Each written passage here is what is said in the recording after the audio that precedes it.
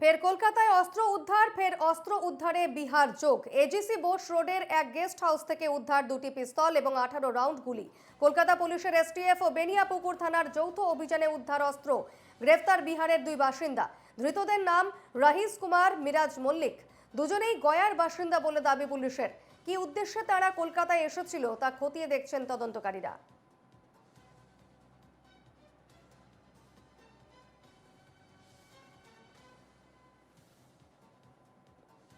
এই মুহূর্তে আমাদের সঙ্গে রয়েছেন প্রতিনিধি পৃথা দাশগুপ্ত।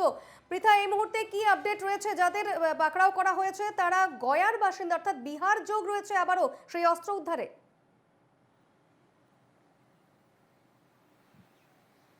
একের পর এক শহর কলকাতায় অস্ত্র উদ্ধার, এবং আমরা যদি দেখি যে নভেম্বর মাসের 9 তারিখ একইভাবে দেখা গেছিল যে বৈঠকখানা রোড অর্থাৎ আমা স্ট্রিটের বৈঠকখানা রোডেও এক ব্যক্তিকে এসটিএফ কিন্তু গ্রেফতার করেছিল এবং তার থেকেও কিন্তু একাধিক অস্ত্র উদ্ধার হয়েছিল। ঠিক এক মাস কেটে যাওয়ার পরে আবারও দেখা যাচ্ছে যে এজিসি বোস রোডের কাছের একটি guest house, Baishali guest house, সেই গেস্ট হাউসের 9 নম্বর রুমে গতকাল সন্ধ্যে 6টা নাগাদ প্রথমে 3 জন ব্যক্তি আসেন এবং 3 জন ব্যক্তি এসে তারা হোটেলের রুম চায়, কত রুম ভাড়া সেটা জিজ্ঞেস করে এবং তারপরে সেই 3 জন ব্যক্তি বেরিয়ে যায়।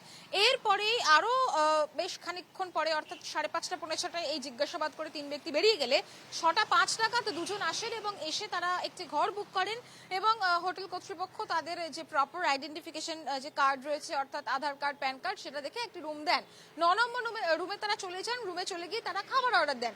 ইতিমধ্যেই গোপন সূত্র খবর পায় এসটিএফ এর গোয়েন্দারা যে বিপুল পরিমাণ অস্ত্র নিয়ে কেউ এই দক্ষিণ কলকাতার একটি গেস্ট হাউস, এই গেস্ট হাউসের নাম তারা পান এবং তারা সেই মুহূর্তে 7:10 নাগাদ অর্থাৎ ঠিক 1 ঘন্টার মধ্যে সেখানে হানা দেয়। হানা দিয়ে প্রাথমিকভাবে ডিরেক্ট একদম 9 নম্বর রুমে যায়, গিয়ে তাদেরকে জিজ্ঞাসাবাদ করে।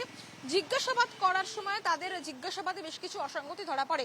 এরপরে তারা যে 2টি ব্যাগ নিয়ে এসেছিলেন সেই ব্যাগ যখন সার্চ করা হয় তখন দেখা যায় যে 2টি 9mm পিস্তল এবং 18 রাউন্ড কার্তুজ তাদের কাছ থেকে বাজেয়াপ্ত করা হয়।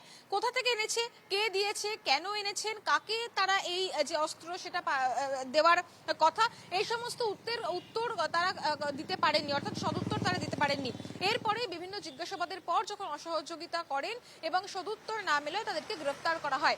আজকে এই ধৃত 2 ব্যক্তিকে আদালতে তোলা হবে এবং আদালতে তোলার পরে স্বাভাবিকভাবেই পুলিশ নিজেদের কাস্টাডিতে চাইবে। নিজেদের কাস্টাডিতে চেয়ে যেটা দেখার যে বারে বারে যে এই শহর কলকাতায় অস্ত্র উদ্ধার হচ্ছে এবং শুধু অস্ত্র উদ্ধার হচ্ছে এমনটা নয়, বিহারের যোগ পাওয়া যাচ্ছে। অর্থাৎ এই 2 ব্যক্তি, যেটি আধার কার্ডে লেখা ছিল যে বিহারের গয়ার বাসিন্দা, ফলত বিহার থেকেই এসছে, এটা প্রাথমিকভাবে বোঝা যাচ্ছে। বিহারে এই রুট কোথায়? কারণ আমরা গতবার 9 তারিখ যখন বৈঠকখানা রোডে এক ব্যক্তি অস্ত্র নিয়ে এসেছিল, তাকে গ্রেফতার করা হয়েছিল। জিজ্ঞাসাবাদ করার পর আমরা দেখেছিলাম যে এসটিএফ এর একটি টিম তারা বিহারে গেছিল এবং সেখানে সার্চ অপারেশন চালিয়েছিলেন। সেখান থেকেও বিপুল পরিমাণ অস্ত্র উদ্ধার হয়েছিল। ফলত তার সঙ্গে এই 2 ব্যক্তির কোনো যোগাযোগ রয়েছে কিনা সেটা কিন্তু জানার চেষ্টা চালাচ্ছেন তদন্তকারী আধিকারিকরা। দ্বিতীয়ত এই যে অস্ত্র, সেই অস্ত্র কার কাছ থেকে এনেছিলেন এবং এখানে এসে সেটা কাদেরকে দেওয়ার কথা ছিল, কি পরিকল্পনা ছিল এই 2 ব্যক্তির, এই সমস্ত কিছুই কিন্তু এখন তদন্ত করে দেখা হবে এবং সেই তদন্তের জন্যই প্রাথমিকভাবে নিজেদের হেফাজতে নেওয়া অত্যন্ত গুরুত্বপূর্ণ। ইতিমধ্যে আমি যেমনটা বললাম যে 9mm পিস্তল 2টো এবং 18 রাউন্ড কার্তুজ তাদের থেকে বাজেয়াপ্ত করা হয়েছে এবং এই যে তৃতীয় ব্যক্তি যে প্রথমে এসেছিল গেস্ট হাউসে এই 2 ব্যক্তির সাথে, সেই তৃতীয় ব্যক্তিকে, তার সাথেও এই 2 ব্যক্তির কি যোগ আছে, তিনিও বিহারের বাসিন্দা কিনা, এই সমস্ত দেখা হচ্ছে। ইতিমধ্যে অস্ত্র আইনে মামলা রুজু হয়েছে। কিছুক্ষণ পর তাদের আদালতে পেশ করা হলে পুলিশ কিন্তু প্রাথমিকভাবে নিজেদের হেফাজতে চাইবে বলেই জানা যাচ্ছে। বেশ, ধন্যবাদ পৃথা।